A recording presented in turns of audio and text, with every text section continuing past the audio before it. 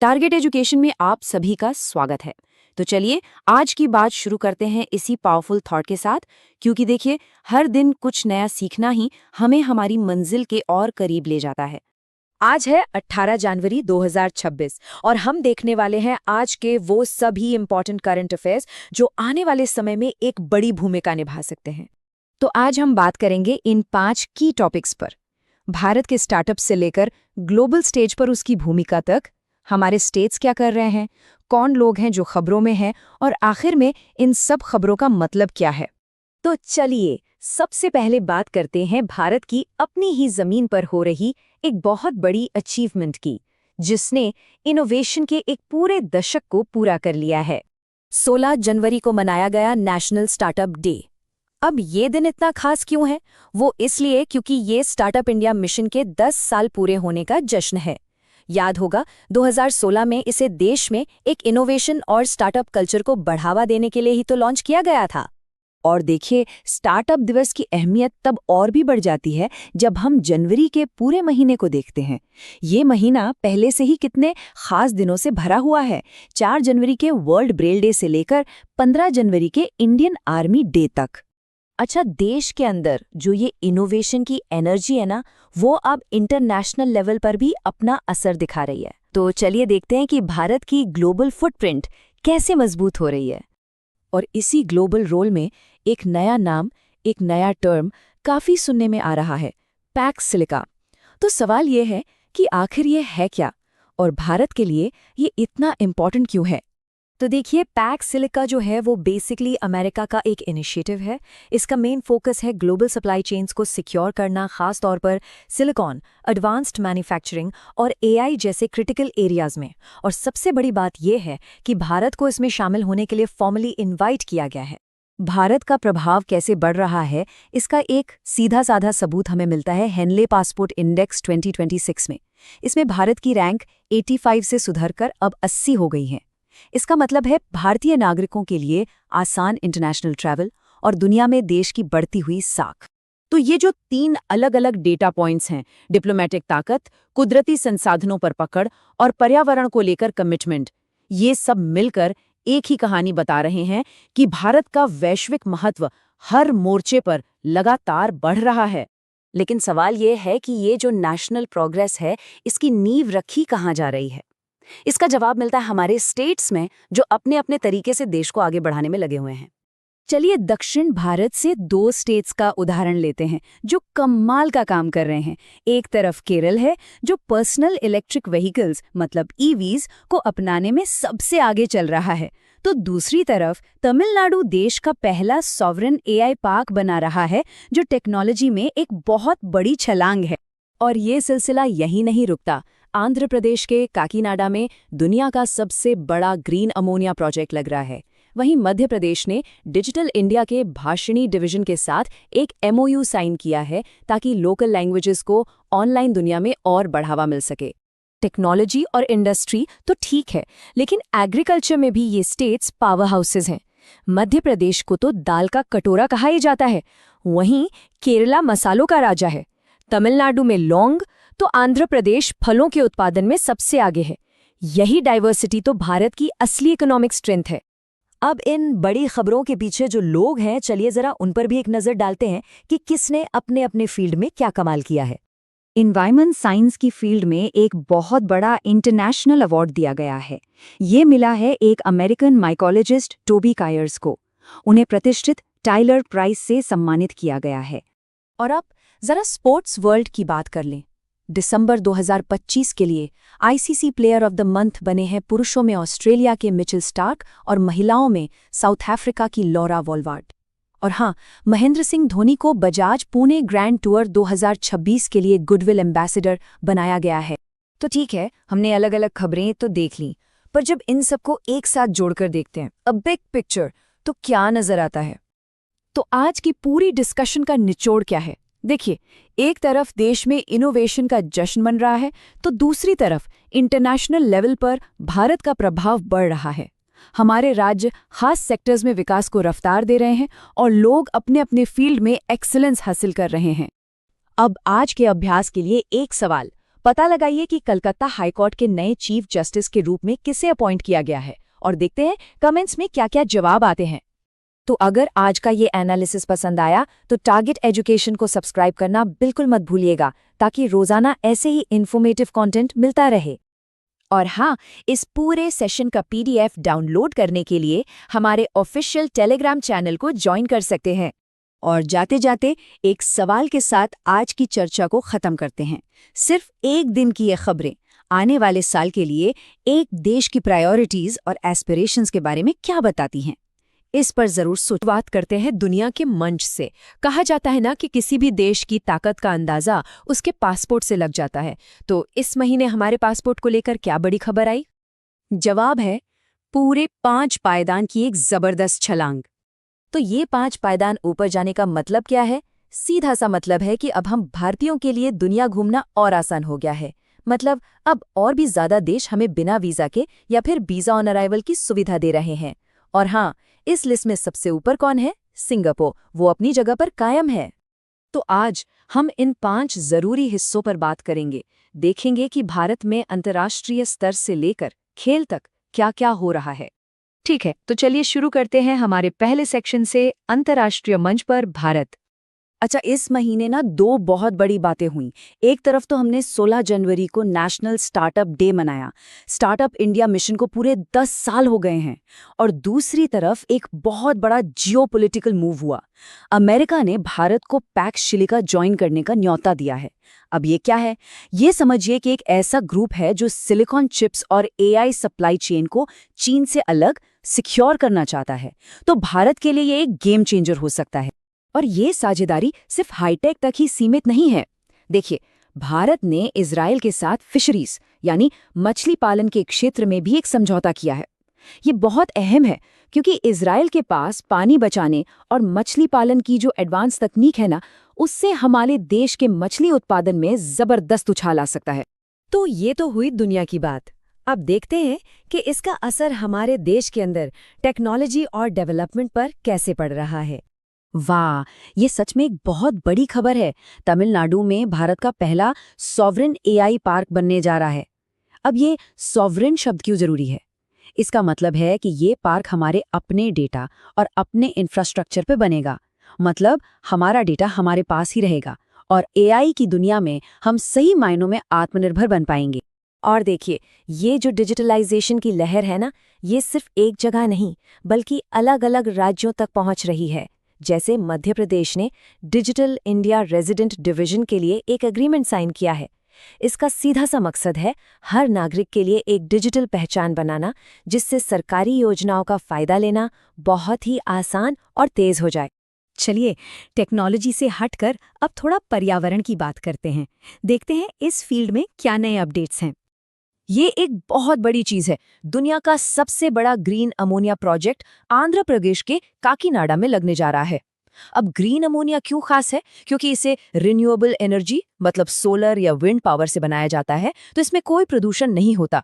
सोचिए, खेती की खाद से लेकर बड़े बड़े जहाजों के फ्यूल तक, ये आने वाले वक्त में एनर्जी की पूरी दुनिया बदल सकता है। केरल से एक बहुत ही प्यारी खबर है। वहाँ के आर्लम वाइल्ड लाइफ सेंचुरी का नाम बदलकर अब आर्लम बटरफ्लाई सेंचुरी कर दिया गया है। ये सिर्फ नाम बदलना नहीं है, ये एक मैसेज है। ये बताता है कि तितलियां हमारे इकोसिस्टम के लिए कितनी ज़रूरी हैं। वो सिर्फ फूलों का रस नहीं पीती, बल्कि एक हेल्दी पर्यावरण की निशानी भी होती हैं। अच्छा, ये नंबर देखिए, 96। ये क्या है? कोई अंदाज़ा? ये है भारत में रामसर साइट्स की कुल संख्या, यानी अंतर्राष्ट्रीय महत्व वाले हमारे वेटलैंड्स। हाल ही में 2 नई जगहें इसमें जुड़ी हैं, गोकुल जलाशय और उदयपुर झील। इनके जुड़ने से ही ये गिनती 96 तक पहुंची है। और ये रामसर साइट्स बहुत ज़रूरी होती हैं। ये हमारे लिए फेफड़ों की तरह हैं, जो बायोडाइवर्सिटी और वाटर सिक्योरिटी को बनाए रखती हैं। अब ज़रा राज्यों की खबरों पर नज़र डालते हैं और देखते हैं कि कौन सा राज्य किस चीज़ में आगे रहा। और इसमें सबसे ऊपर नाम आया है केरल का। पर्सनल इलेक्ट्रिक गाड़ियां यानी EVs अपनाने में केरल देश में नंबर 1 बन गया है। अब इसकी वजह क्या है? वहाँ के लोग पढ़े लिखे हैं, पर्यावरण को लेकर जागरूक हैं और सरकार की नीतियां भी अच्छी हैं। ये एक बेहतरीन उदाहरण है कि कैसे एक राज्य की कोशिश पूरे देश को रास्ता दिखा सकती है। चलिए, अब आखिर में थोड़ा रुख करते हैं खेल और कुछ चर्चित चेहरों की तरफ। यहाँ दो अलग-अलग खबरें हैं। एक तरफ नई दिल्ली इंडिया इलेक्ट्रिसिटी समिट 2026 की मेजबानी करने वाला है, जो देश के एनर्जी सेक्टर के लिए बहुत बड़ा इवेंट होगा। और दूसरी तरफ क्रिकेट की दुनिया में दिसंबर 2025 के लिए ICC player of the month बने हैं ऑस्ट्रेलिया के मिचेल स्टार्क और साउथ अफ्रीका की लोरा वुलवार्ट। और ये चेहरा, इन्हें तो कौन नहीं जानता, कैप्टन कूल एमएस धोनी।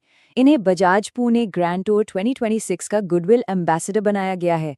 मतलब जाहिर है इस इवेंट का जोश अब और भी बढ़ने वाला है। तो अगर इन सारी खबरों को एक साथ रखकर देखें तो एक बड़ी तस्वीर सामने आती है। एक तरफ हम एआई पार्क बनाकर टेक्नोलॉजी में आगे बढ़ रहे हैं, तो दूसरी तरफ रामसर साइट्स बनाकर अपने पर्यावरण को भी बचा रहे हैं। ये दिखाता है कि भारत विकास और प्रकृति के बीच एक बैलेंस बनाने की कोशिश कर रहा है। तो सवाल यही है कि 2026 की ये शुरुआत आने वाले दशक के लिए क्या कहानी लिख रही है। ये जो अलग अलग खबरें हमने देखी, ये कैसे भारत की तरफ इशारा कर रही हैं, जो दुनिया में अपनी जगह मजबूत कर रहा है, नई नई तकनीक को अपना रहा है, लेकिन साथ ही अपनी जड़ों को, अपनी प्रकृति को भी सहेजना चाहता है। आने वाला वक्त इसी बैलेंस को बनाए रखने की चुनौती और मौके दोनों। पुरस्कार के बारे में जानेंगे उन शानदार लोगों को जिन्हें हाल ही में ये सम्मान मिला है, और उनकी अविश्वसनीय उपलब्धियों के बारे में भी बात करेंगे।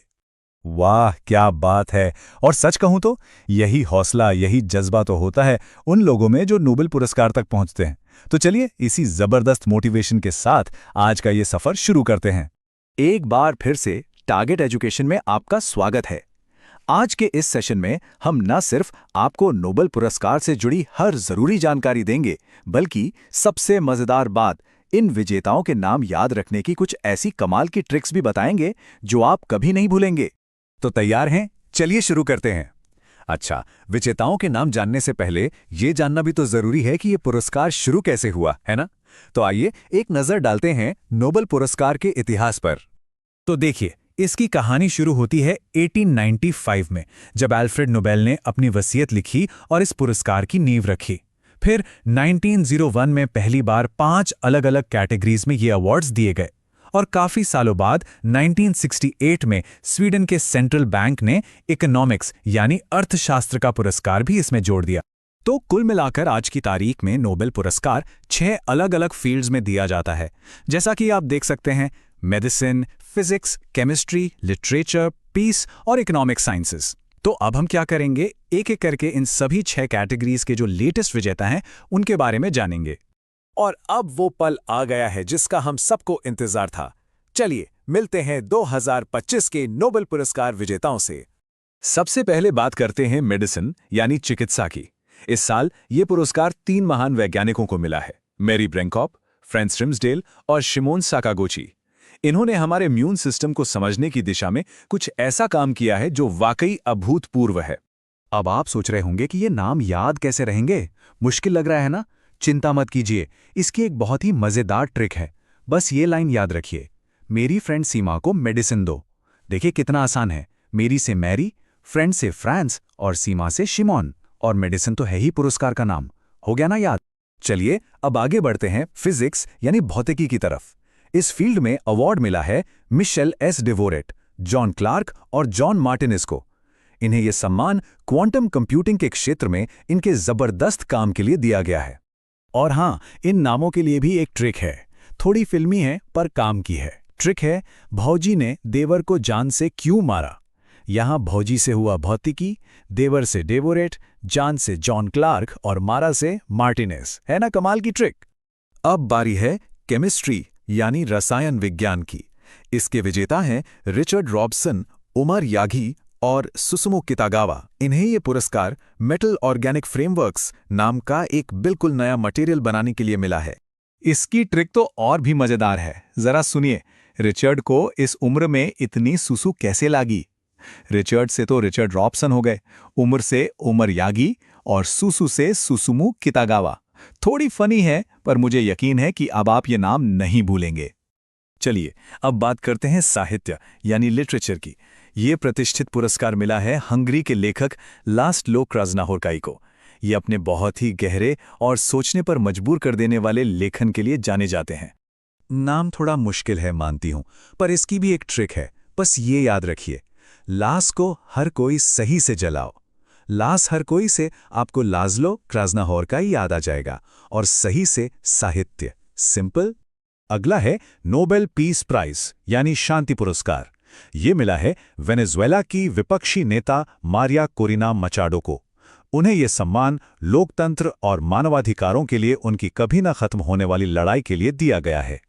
इस नाम को याद रखने की ट्रिक आज के समय से जुड़ी हुई है। ट्रिक है, कोरोना में मरने से शांति हो गई। यहां कोरोना से कोरिना, मरने से मारिया, और जाहिर है शांति तो पुरस्कार ही है। और आखिर में अब हम बात करते हैं इकोनॉमिक साइंसेस यानी अर्थशास्त्र के पुरस्कार की। यह पुरस्कार मिला है जोल मॉकिर, फिलिप एगियन और पीटर हॉविट को।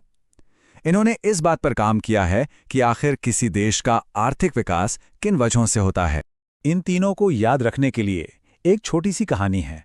कहानी यह है कि फिलिप ने पीटर को पैसे के लिए मार दिया और जेल चला गया। यहाँ फिलिप से फिलिप एगियन, पीटर से पीटर हॉविट, पैसे से अर्थशास्त्र का पुरस्कार और जेल से जोएल मोकेर। बस ये कहानी याद रखिए, तीनों नाम याद रहेंगे। तो ये तो थे इस साल के विजेता, पर अब बात करते हैं भारत की। आइए एक नज़र डालते हैं भारत की गौरवशाली नोबेल विरासत पर। यह कहानी हर भारतीय के लिए प्रेरणा से भरी है। इसकी शुरुआत हुई थी 1913 में गुरुदेव रविंद्रनाथ टैगोर के साथ। वो साहित्य में नोबेल जीतने वाले सिर्फ पहले भारतीय ही नहीं, बल्कि पहले एशियाई भी बने। और यह सिलसिला आज भी जारी है। हाल ही में 2019 में अभिजीत बनर्जी ने अर्थशास्त्र में यह पुरस्कार जीतकर इस विरासत को और आगे बढ़ाया। और इन दोनों के बीच में भी कई भारतीय दिग्गजों ने यह सम्मान हासिल किया है, जैसे फिजिक्स के लिए सर सीवी रमन, मेडिसिन में हरगोबिंद खुराना और शांति के क्षेत्र में मदर टेरेसा और कैलाश सत्यार्थी जी। सच में ये एक शानदार विरासत है जिस पर हम सभी को गर्व है। तो अब इतनी सारी बातें हो गई हैं, तो एक छोटा सा होमवर्क तो बनता है। सवाल यह है कि फिजिक्स में नोबेल पुरस्कार जीतने वाले पहले भारतीय कौन थे और उन्हें ये पुरस्कार किस खोज के लिए मिला था? जल्दी से अपना जवाब नीचे कमेंट्स में बताइए। उम्मीद है आपको आज का ये सेशन पसंद आया होगा। अगर आप ऐसे ही मजेदार और जानकारी से भरे विश्लेषण और देखना चाहते हैं तो टारगेट एजुकेशन को सब्सक्राइब करना बिल्कुल मत भूलिएगा। और हाँ, एक और ज़रूरी बात, अगर आपको आज के सेशन के नोट्स चाहिए तो वो आपको पीडीएफ फॉर्मेट में हमारे टेलीग्राम चैनल पर मिल जाएंगे। चैनल का लिंक नीचे डिस्क्रिप्शन में दिया गया है। हमारे साथ जुड़ने के लिए आपका बहुत बहुत धन्यवाद।